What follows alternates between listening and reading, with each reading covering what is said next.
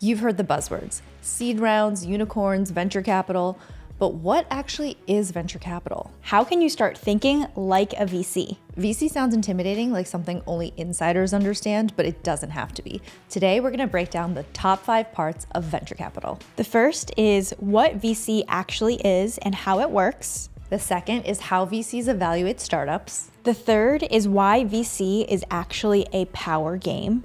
The fourth is the dark side of VC that no one talks about. And the fifth is how to apply venture capital frameworks to your own career and life decisions. We are the internet's Wall Street and Silicon Valley big sisters. And we're a top 10 business podcast on Spotify where we talk about money, power, and love. I'm 𝘁𝗍. I'm Jean. And we're the Tiger Sisters.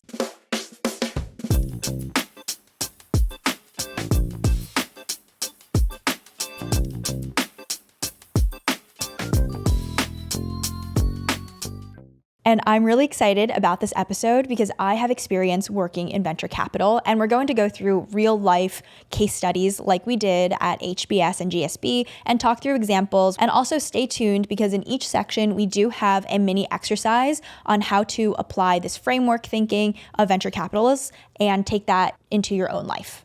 Yeah, I'm also excited to bring in some examples from my time in VC and also from my pre-seed and seed investing I've been doing recently. So let's get into it. We'll get started right after this break.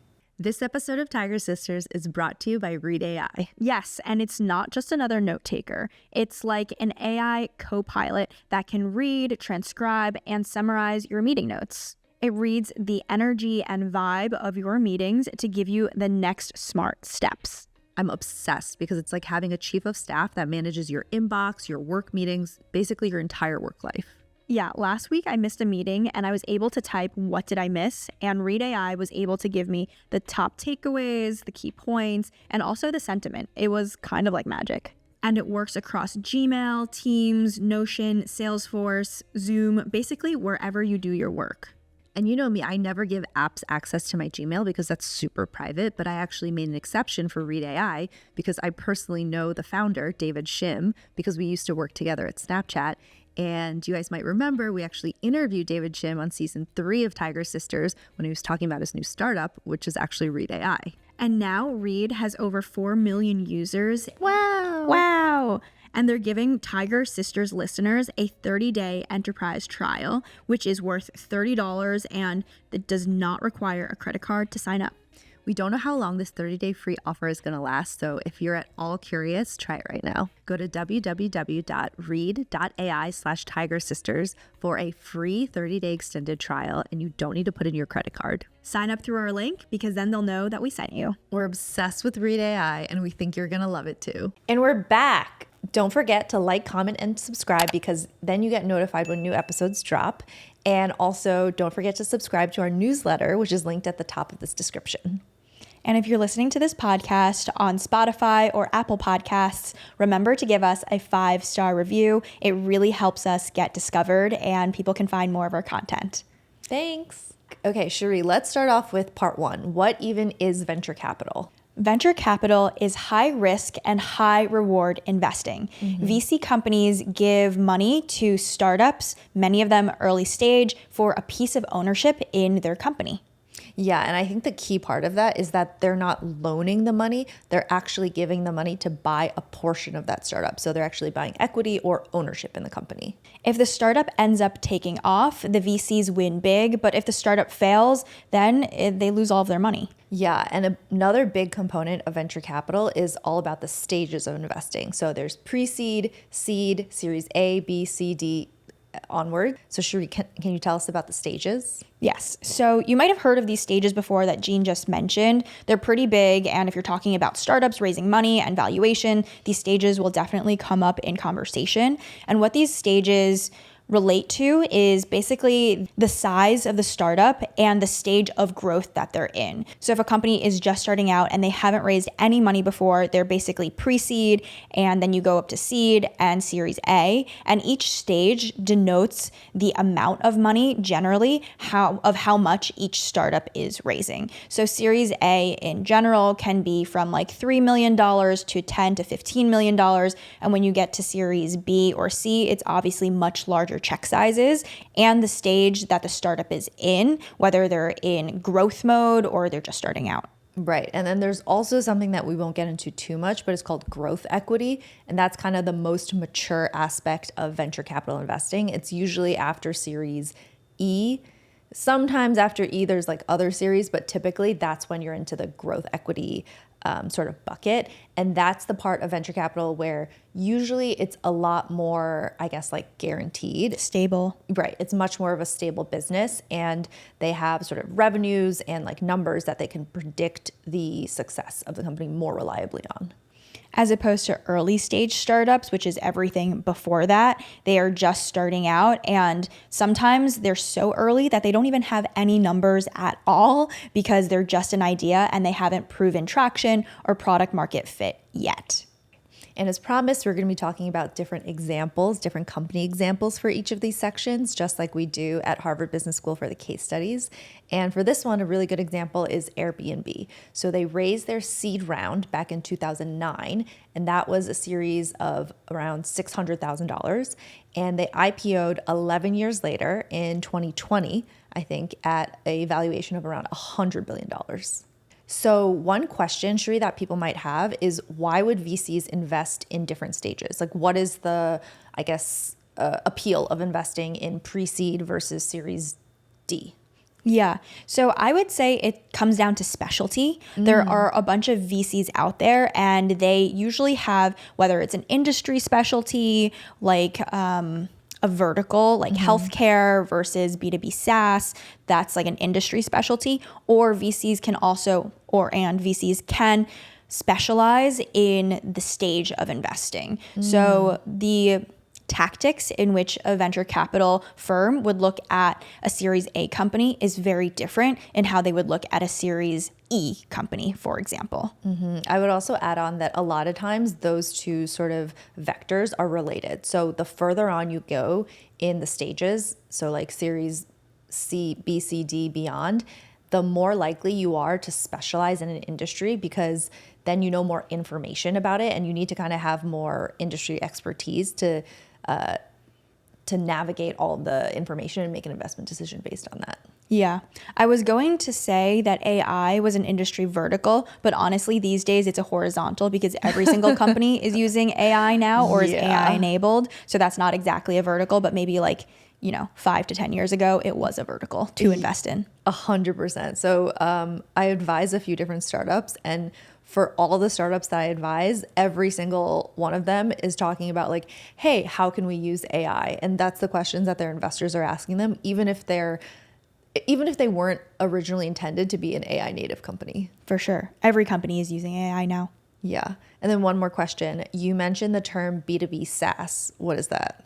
B2B SaaS stands for business to business, and SaaS stands for software as a service. And basically, it's a vertical where a startup or a company creates a product for another company to use. So a good example of B2B SaaS, which you'll hear people say a lot, is Salesforce. They're a massive company, and they're a CRM, which basically is like a internal tool that companies use to keep track of their customers and different timelines that they need to sell into those customers. But it's B2B is because Salesforce is a business that sells to other businesses.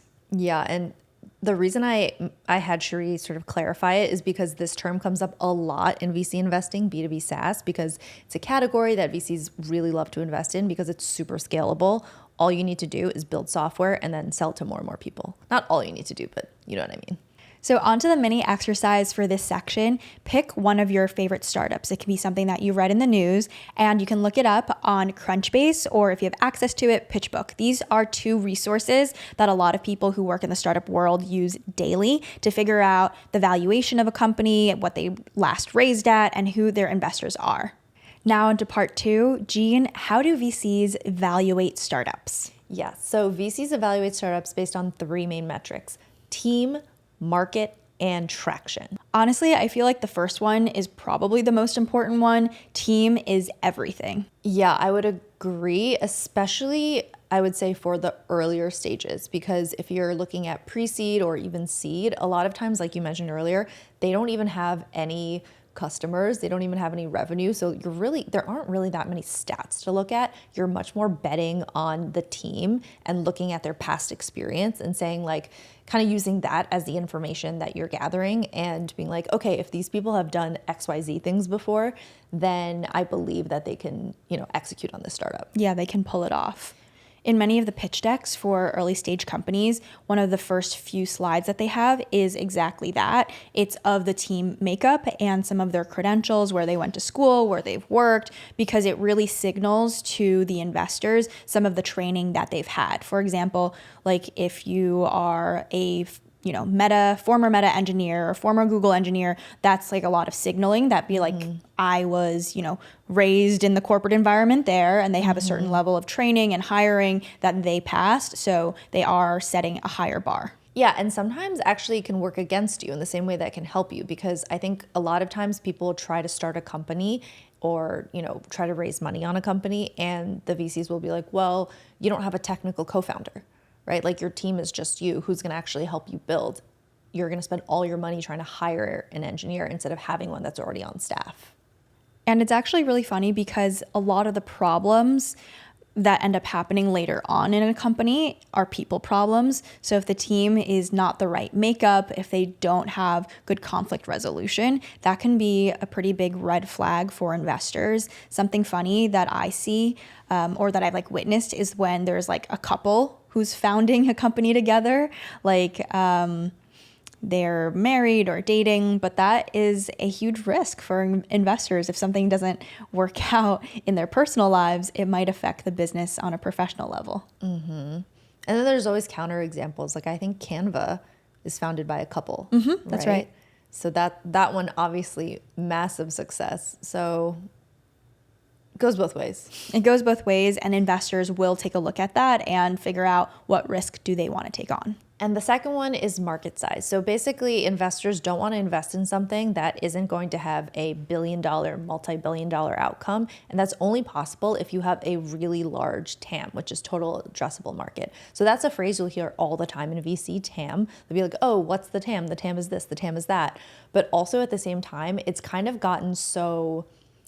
It's almost like a joke now because the TAM is so overused. And a lot of times people, when they put together a pitch deck for their company, they'll be like, the TAM is $10 trillion because our startup solves problems for all men and women in the world. If you're not putting together a TAM that's actually defensible and believable, it'll actually work against you as a founder. Yeah, I think TAM is super interesting because taking the example of this podcast, it can go both ways. So our podcast, Tiger Sisters, one could argue that it is a pretty narrow TAM in some ways, right? We're delivering business, career, personal finance advice for people who, are strivers and who want to get ahead. But then people have also asked us, how do you increase the TAM of that? For example, comedians have a large TAM because they're working with jokes that are more applicable to everyone, but it might not hit people in a deep way. Right. So I think you're making a really good point, which is that it's not just about your total addressable market. It's about, of the total addressable market, what amount of those people are actually going to convert and be your customers eventually. And the last big bucket that VCs look for when evaluating startups is traction. Basically, is your product working and do you have product market fit? And that can be measured in several ways, like people downloading your app that you've created, generating revenue, month over month. Are people paying for your product? Those are just some examples. Okay, time for the mini exercise. So for this one, think about a problem that you want to solve. Think about a company that you could potentially start. Then think about the TAM. Is this a problem that millions of people have? Is it a problem that billions of people have? And then the second part is think about why you're the right person to solve this problem, because you're the team. Now on to part 3, why VC is a power game. 𝘁cie, why is VC a power game?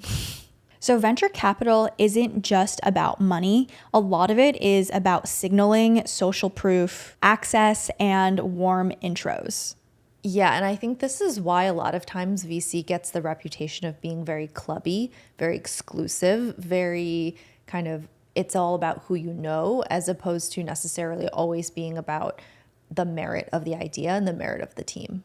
True.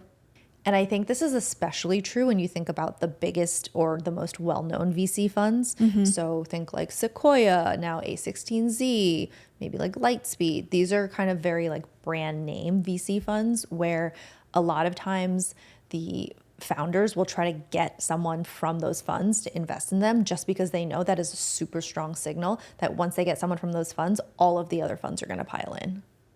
And this whole idea of social capital is also why accelerators like Y Combinator are super popular.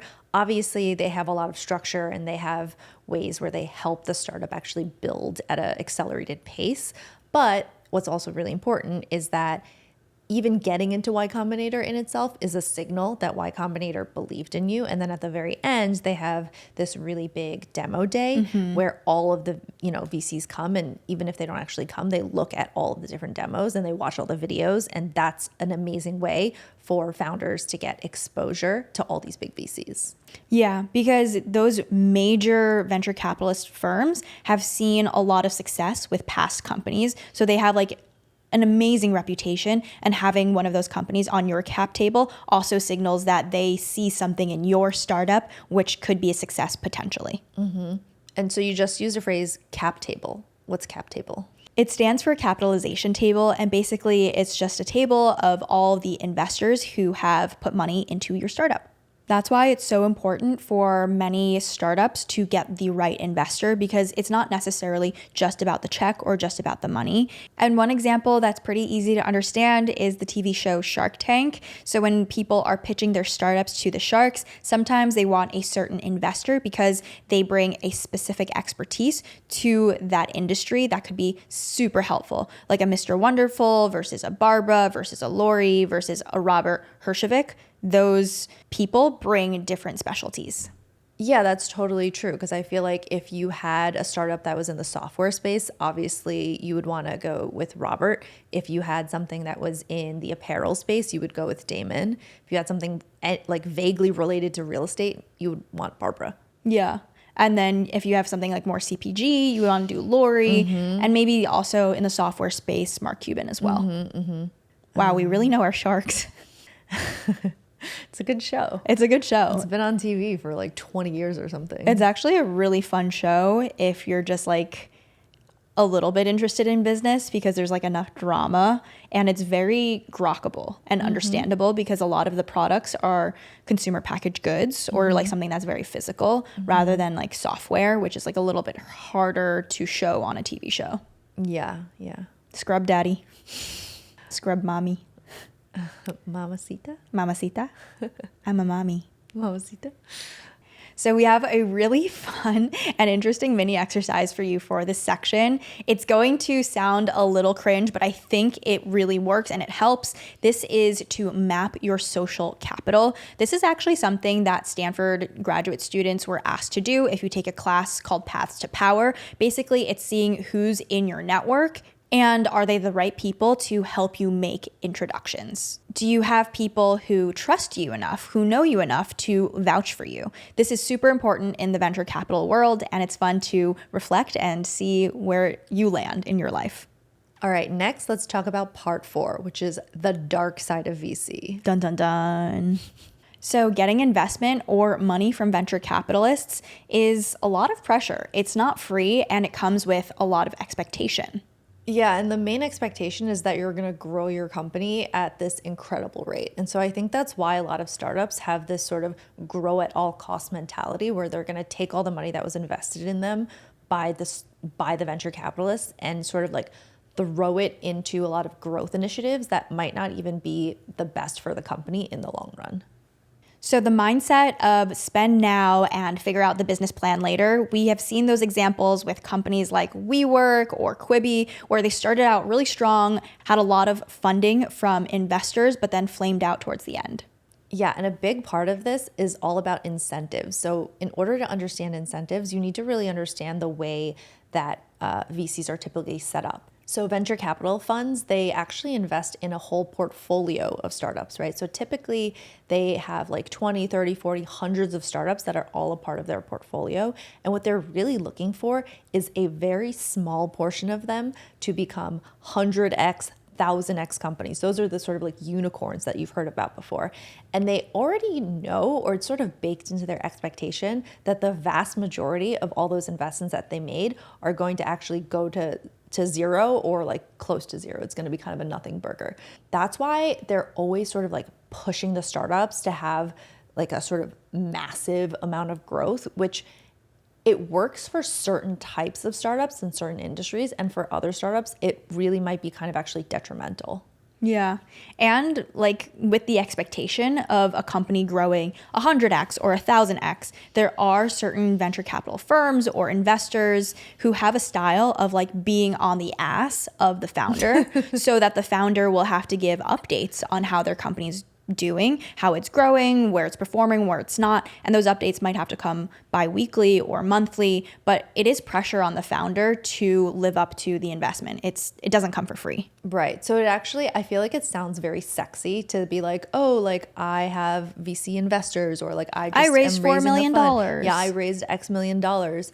But it's not always the right move for every type of company, actually. And a lot of times, if you talk to startup founders, or if you talk to even like investors, a lot of times the advice you'll get is actually do not take on investment unless you really, really have to. Actually, at Stanford's business school, we have a famous class called Managing Growing Enterprises. We just have a bunch of like classes that focus on startups, how to build startups in different stages. And we invite the founders to come into our class to give a retrospective, like what worked, what didn't work, and how would they change their decisions looking back on it. And advice that we've gotten time and time again is that one of the biggest mistakes that they've made is taking funding or taking investors too early, or even taking it at all, because it added unnecessary pressure where they could have gone a little bit longer. They had runway, whatever it is. And of course it's different for each startup, but like I've seen that, and like my pattern matching is basically like, it's a huge freaking deal to take investor money because it makes things so much more complicated for your own business and how you hire and just everything that you do operations wise, because then you have the man over you or the woman, but you have an overlord at that point. Yeah. And just to put it kind of like a double underline under my point earlier is that they are incentivized for you to be that 100x company, right? And like, for you to have an exit. Exactly. So if you end up being a 3x company, like you make 3 times the amount of money you put in or 5 times the amount of money you put in, for you as a founder, that could be incredibly successful and that could be your goal. But to the VC fund, you're basically like an egg, right? That's a loser for them. So they an egg? Yeah. Is that a thing? An egg. Or like a lemon?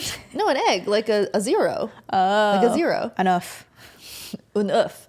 And so that's why they'll be pushing you to do things that would potentially have like a small chance of making you that 100,000x company, as opposed to kind of like encouraging you to necessarily do things that would make you like a 3x or like a 5x growth company. So like you really have to think about the incentives, and like even if they're giving you advice, it might be good advice in some cases, but it might not be exactly advice for like if they were in your exact shoes. Yeah, because they are trying to optimize for their bottom line, which might not be the same decision that you would want to make for your own company as a founder. Investors, investing, venture capital, it's so much a people-facing venture that like you're really putting your trust into the investor, who is a person who has a certain style, a personality, a persona, and that will dictate your relationship with them and how stressed you are. It's really important who you take on as investors.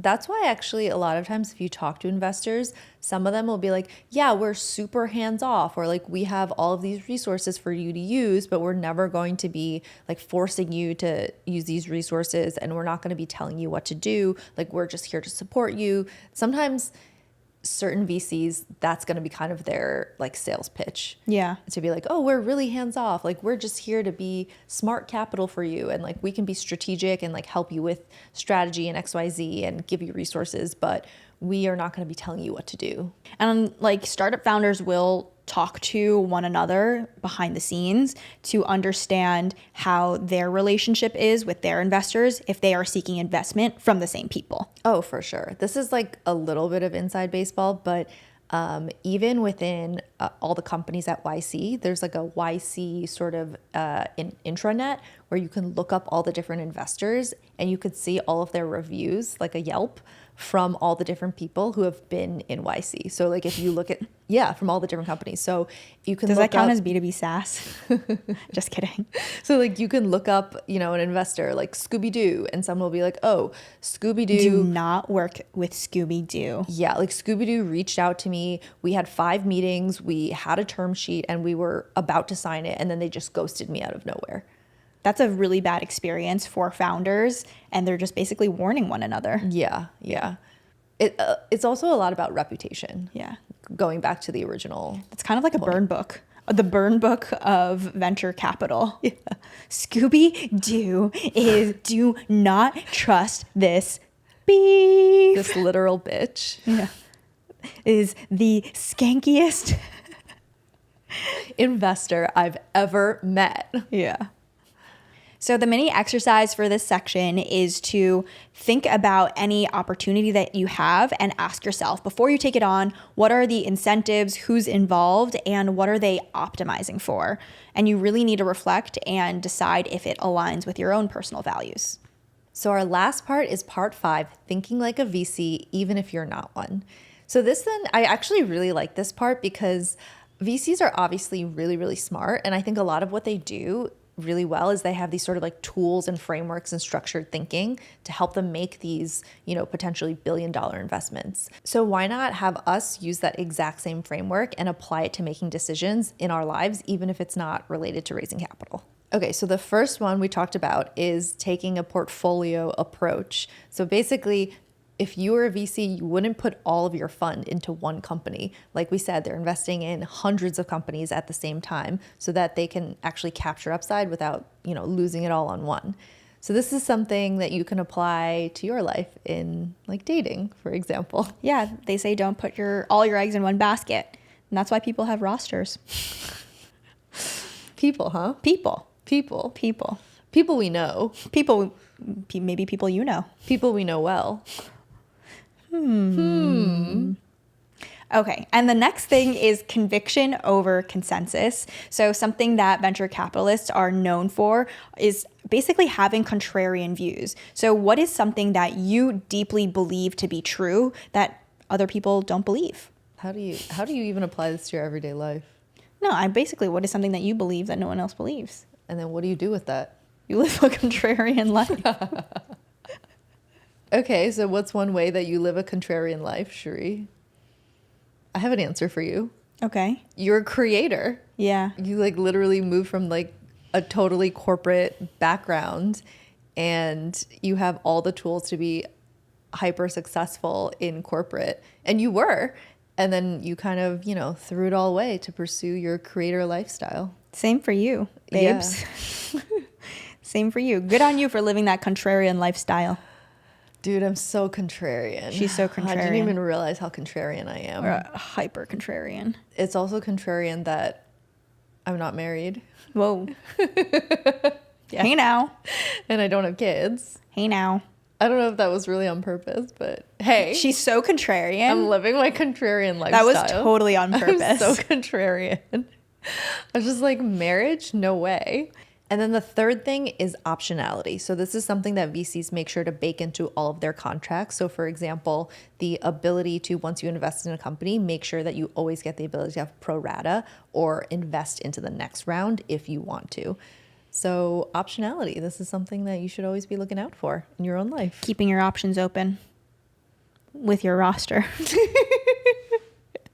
Or like, let's say you're doing a job search, right? Yeah. You don't want to just have one option and then just be like, binary, I wonder yes if this or happens. no, should I take this? No, like you should always be trying to get a bunch of options so that you can do, even just for yourself, like have an understanding of the options out there and then make a more informed choice and have like a little bake-off situation. Well, the same with when you're applying to schools, whether it's undergrad or grad schools. Oh, yeah. You want to apply to a wide variety of schools with different acceptance rates because you want to have like a reach school, a dream school, a target school, and safety schools because you never know which ones will work out with certainty. Yeah. So did you apply to a wide variety of business schools, 𝘁rie? Just two, Stanford or Harvard.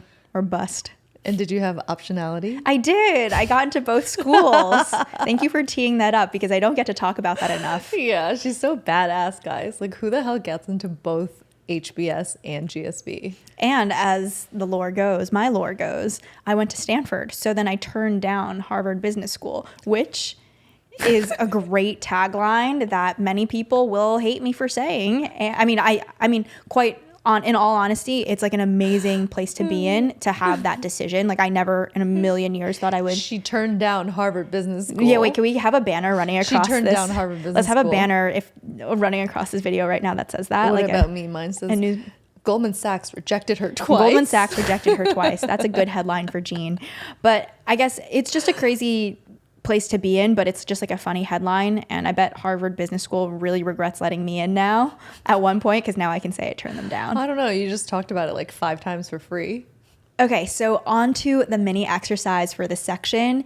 Think about one bet that you've honestly been too scared to make. Write it down and share it with us. We'd love to hear from you guys. And if you use some of these mindset techniques or frameworks that we just shared with you that venture capitalists use, share that with us as well. We'd love to hear from you. Thanks so much for joining us for this episode on venture capital, because venture capital really shapes the companies that we work for, the products that we use, and the headlines that we read in the news every single day. If you enjoyed this episode, make sure you subscribe so that you can get notifications about when the next episode drops. And also, please share it with a friend who's also interested in these topics, because this is what helps us grow and survive. Yes. And on that note, please rate us 5 stars on Spotify or Apple Podcasts. It really takes 3 seconds to do, and it helps other people find our podcast and more people can listen. And then last thing, subscribe to our newsletter. The link is in the description of this podcast. And also follow us on Instagram at Tiger Sisters Podcast. We'll see you next time. Bye. Bye.